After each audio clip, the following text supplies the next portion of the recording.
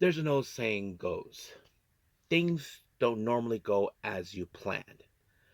Well, we were supposed to do New Japan's for day one of the New Japan Cup. Well, apparently they had to postpone this particular day. Well, mostly the matches involved.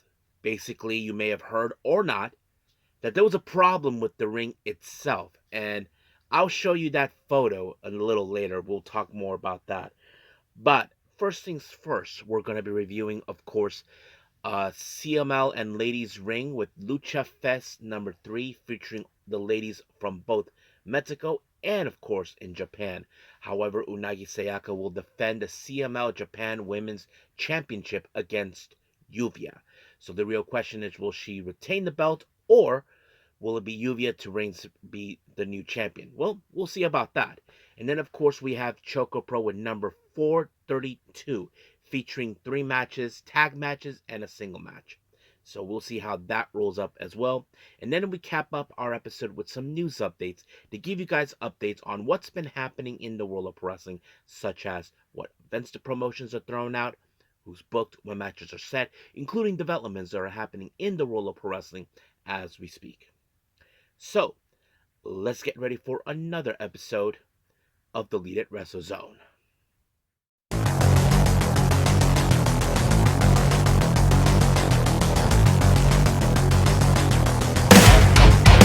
Are you ready? Get up, get up! Get up, get up! Get up, get up! Get up, get up! Get up, get up! Get up, get up! Hey everyone, welcome to Deleted Wrestle Zone, all things that it's pro wrestling with AEW, NXT, New Japan Pro Wrestling, TNA, the National Wrestling Alliance, various promotions, wrestlers, matches, and championships. I am your host, Gerard here. So, if you are new to the channel, welcome. This is a channel where we do a lot of pro wrestling reviews from various promotions, not only here in the United States, but also in Japan, Mexico, Canada, Europe, the UK, anywhere in the world pro wrestling is not as big, but it continues to grow. We also, of course, do discussion videos, talk about various topics such as the wrestlers themselves, the promotions, factions, storylines, whatever we want to talk about. We also, of course, do more news updates. If certain information was unable to be on this episode, we can either put it on the next one or on a separate video by itself. We also, of course, do real-timing news updates to keep you guys on alert if something has happened in the world of wrestling that needs to be addressed ASAP. We also, of course, got the Unagi Sayaka Watch and various other cool wrestling content as well. So if you like what you see, please subscribe to us or click on that subscribe button. You'll be getting a lot of daily reviews and other cool wrestling content as well. But if you like this episode, please give us a like in the like button or a nice comment in the description down below. Now, all introductions have been said. I believe it's time to get this show on the road. So let's begin with, of course, with CML Ladies Ring Fiesta Lucha Fiesta number 3.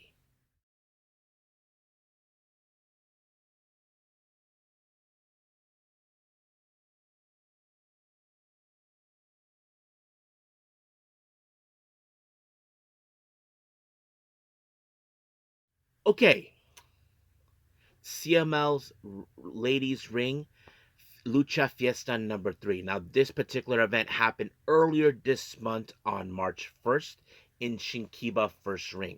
Now, those who are new to the channel, you ask yourself, what's so special about this event? Well, this is sponsored by, of course, CML, Consejo Mundial Lucha Libre from Mexico, and they always do this thing with the ladies every year with this show. Basically, they have like wrestlers from Mexico also being participating, and various, of course, Yoshi wrestlers from Japan, which is pretty cool to see every single time. However, they do have a championship match that involves this one, and that belt can be defended anywhere, anytime, if it's possible, by CML's rules. That the current champion is, of course, Unagi, but we'll get to that a little bit. But right now, let's start with the first match. Our first match, we have tag team action. We have Coco teaming up with a member of the Colors unit, Yuko Sakurai taking on Yuri from Gambari Pro. She teams up with the de facto leader of Colors, Saki. Now, of course, I don't know much about Coco. In case anybody asks, don't know much about her. I am familiarized with Yuko Sakurai and Yuri and Saki. I mean, Yuko and Saki are part of Colors, if anybody asks. But the match was okay, not gonna lie. But in fact, it was Saki who picked up the win when she pinned Coco, and just like that, 1, 2, 3, it was over. Now, those who are familiarized with Mexico, you know the whole thing that happens near Halloween called Dias de los Muertos, or as in translation, it means in English, Day of the Dead. Well, they always have this thing all the time. However, they have Hikari Shimizu be the guest referee in this three-way match. We have Teahamna versus Yuki Mashiro versus Makoto. So basically, in three ways, anything is predictable. Anything could happen while the matches happen. I mean, there was a good moment. If you guys know about Taya Hamnat, she is an excellent submission specialist. She has a bit of a grappling technique, but unfortunately, things did not go according to plan for her when Makoto accident kind of got her into schoolboy, and then 1, 2, 3, she wins the match. But however, Tehamna was taken by these skeleton dudes, like be, like like they're dragging her all the way to hell or something. I don't know. But I mean, Yuki Mashiro tried to save her, but I don't know what happens to her. But unfortunately, Makoto won the match.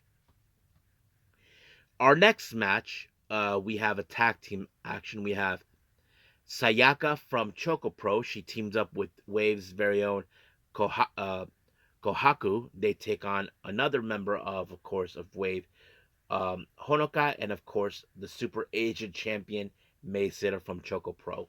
So it's interesting of dynamics of this type of match. I mean, you look at Kohaku; she is a bit of a strong girl, like a different version of Sayaida, but you cannot deny her strength.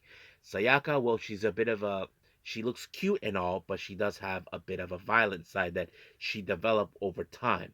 But they're facing against Honoka, who is like a rising star, and May Seda, May Shruga, you may know her. She has done many things. I mean, I always call her the Slide Devil, or of course, some people call her the Apple Goblin. But however, it was May who picked up the win when she applied a somewhat version of the Mudo lock, but with using the arms instead of the headlock. She did that with Sayaka, and just like that, Sayaka had no choice but to tap. Our next match, we have Saran. Many of you may have remembered she was part of Ice Ribbon. Now I'm sure she's a freelancer. She teams up with PvP Tokyo's very own Chanyota. They take on the high-speed champion from Stardom, May Sita, and of course from CML's Tabata. So it's really interesting to see this type of dynamic involved in this match. May Sita, we all know she's an excellent high-speed champion. You know, she done well. Chanyeto has great strength. Saran, I'm not much know what she can do. I haven't seen much of the Ice Ribbon material for quite some time. But however, it was of course Tabitha that picked up the win when she applied a submission onto Saran, and just like that, Saran had no choice but to tap. Now our main event is the CML Japan Women's Championship. Yuvia defends her belt. Yuvia challenges Unagi Sayaka, and she defends her belt. So this has been almost a year since she actually won this belt. The person she defeated was Dark Silhouette, and that was a pretty good moment. Don't forget, Unagi did participate this past October in CML with the Amazonia's Grand Prix. It was a lot of fun. But however, she's facing Yuvia, who is a rising star in CML as well, and she was able to pick up the win when she applied a submission, and just like that, brand new champion. I mean, it was hell of a run for Unagi. I'm sure we will see her as a champion again, but the real question is when. But as for Yuvia, we'll see how things will progress with her down the road. But as of right now, we are done with this particular event. Let's move on with ChocoPro.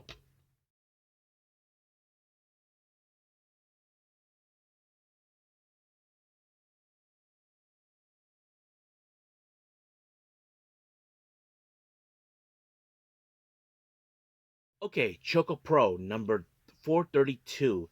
This happened on, of course, on March 3rd, but it was not uploaded on their YouTube channel until just recently. So basically, that's what happened. As always, Iri Kane, who is currently out of action due to an injury, she opened up the show, greeting the fans, giving the info on the event of the show's, thingy. However, let's begin with the match. Our first match, we have Soy all the way from Evolution. She teams up with So What? Shon Shidu. They take on Sayaka Obihiro, or as we call her, Obi. She teams up with Masahiro Takanashi. Now, of course, it's no secret that Masa and Shon have, of course, fought off on various occasions. They had singles matches or tag matches on the opposite ends. But however, you wouldn't expect how this was going to go. But Obi, as always, with her usual Obi magic style, was able to, of course, build up the win when she rolled up Soy, and then just like that, 1, 2, 3, it was over. So our next match, we have singles action. We have Hiroyu Yawada taking on Balin Aki. Now, I don't know if this was a smart choice for Hiroyu Yawada, thinking she could take on Balin Aki. I mean, Balin, he is in fact an excellent wrestler. He knows exactly what he's doing, but he does have a bit of an aggressive. But when it comes to getting the job done, nothing too bad or anything. But I'm sure Yawada was well prepared to take him on, but unfortunately, it was not enough until Balin Aki applied a submission, and just like that, it was over. So she tapped out. Now, our main event, we have tag team action. We have Miya Yosuba taking on Chi Koshikawa. They take on Leon from Pure J, and of course, the current Super Agent champion, Mei Suruga. Now, remember, Chi will challenge for the Super Agent Championship by the end of this month. So mark your calendars on that.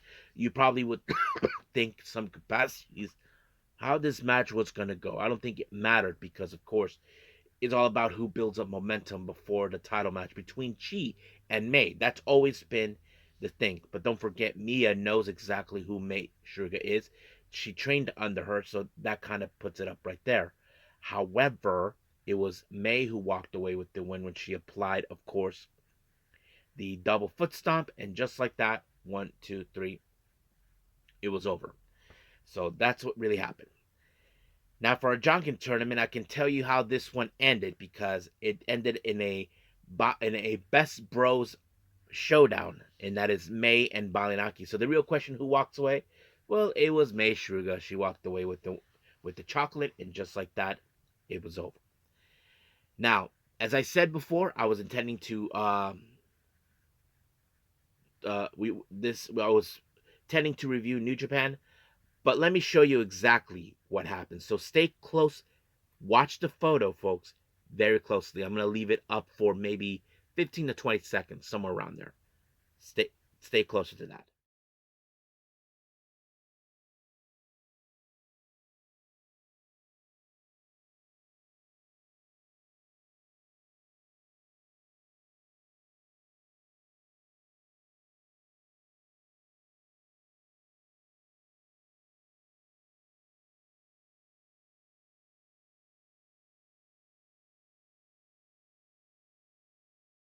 Okay, did you guys see exactly what you saw? The reason. Now, I will put that photo before I jump into news updates, but let me explain what happened, guys. I don't know jack about setting up a wrestling ring. I don't know how the engineering works. I'm just a guy who watches pro wrestling, so leave it as that. However, I know when it comes to setting up the ring, you want to make sure that it's safe and stable for the wrestlers, the performers, which is, of course, obvious. But when it comes to the safety of the wrestlers, you cannot do anything about it. Now, it's still unclear how long have they known. Was there any possibility to fix it? It looks like it wasn't. By the look of it, it looks kind of dangerous, and who knows? But nonetheless, it was sad that they had to postpone the matches, but they decided instead to do something different. They have every faction, those who were every wrestler who was participating to show up, take photos with the fans, and do some ridiculous, Q&As and all this other stuff, which is really fun. Oh, but also I want to put out a note. Chris Carlton is back, guys. If you guys remember, he was suspended due to saying anti AEW, thingies. He was saying negative comments about AEW, and that kind of puts it out. But however, I wasn't too sure how this was gonna go. But nonetheless, everything went fine. I mean, the fans were happy. They get to see the wrestlers, despite that they did not actually get the wrestling show that they hoped for. But at least they have a little fun seeing the wrestlers themselves. I mean, I did see Yuya Uemura in his wrestling gear. I'm trying to remember who else was in their gear, but pretty much that was it. But we'll see what happens. Hopefully, things will turn out for the better in the next one. And I'm going to show you that photo once again. So stay closer again. Take a look what really caused the postponement.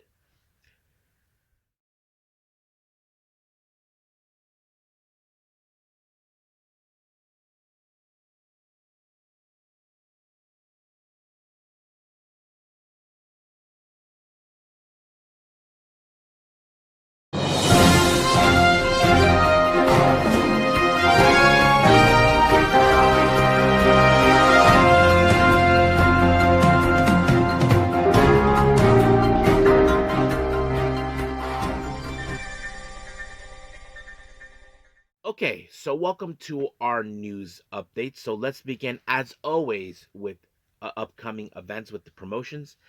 We have two from GCW. As you probably know, we have the America's Most Wanted in St. Louis on the 30th of March. They announced the GCW World Championship.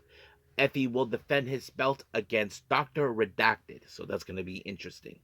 And then, of course, for the Las Vegas show on the 19th of April for Effie's Big Gate Brunch. Well, this one has been announced.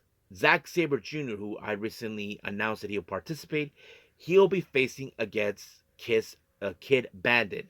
I don't know how this was going to go, but I'm kind of curious about it. Now, once again, more matches have been announced for the Maple Leaf Pro Wrestling in Ontario, Canada for the 14th and 15th of March for Mayhem. Night one, they feature, of course, another women's tournament qualifier. We have Lainey Luck taking on Giselle Shaw. And then at night two on the 15th of March, we have the Undisputed Kingdom, Matt Taven and Mike Bennett taking on the Intergalactic Jet Setters, Kevin Knight, and of course, Kushida. Now, it's now been official for the 15th of March for New Japan in the finals of course, of the New Japan Cup in Nagoya. The IWGP World Heavyweight title will be defended. Hiroki Goto will defend his belt against Blue Justice, Yuji Nagata. Wrestling Revolver has announced for the GOATed event on March 22nd, the Revolver World Championship will be defended. Myron Reed defends his belt against Steve Macklin. The collaboration between Big Time Wrestling and West Coast Pro for the Battle of the Bay will happen on the 4th. They just announced that MVP will be making his appearance there, so it's kind of interesting to hear that. Prestige Wrestling announced for the Roseland 11 show that will happen on the 12th of April. Zack Sabre Jr. will be making his appearance. Now on the 17th of April, for West Coast Pro Vegas Vacation, they announced that one called Banders and Shire will be making their appearance. More names have been added for Marvelous for their upcoming Las Vegas show on the 17th as well. We have the rookies Senka Akatsuki and Soda Ayame. And also, they just announced Magenta, Maria, and Riko Kawahara will also participate. And then finally, for the Las Vegas show, as you know, British promotion Progress Wrestling will have their Chapter 179 on the 17th in Las Vegas. They announced Kid Lyco's Gym, Lyco's Kid 1 and Lyco's Kid 2 will challenge against Ballesteros' behavior consisted of Man Like Therese and Leon Slater, so that's going to be an interesting match. Now, for our developments, as you all know, Carmella has been talking about how things have been turned around ever since she had her child, how WWE um, kind of, she felt that she was being punished. She even mentioned more of this. She said, supposed to return to work with a team, but they ghosted her. I mean, I don't know what's going on in this. I thought things would change for WWE, but it seems like, pardon my language, guys, no, nothing, they haven't changed jack shit, in my opinion. And I don't know, but it seems like nothing has changed whatsoever. And I feel bad for Carmella for her. I mean, they shouldn't take her frustrations out on her because she had a kid. But that's pretty much what happened. Now, speaking of WWE, to put it on the positive side, well, it's been long overdue. The total package, Lex Luger is going to be inducted into the Hall of Fame. Finally!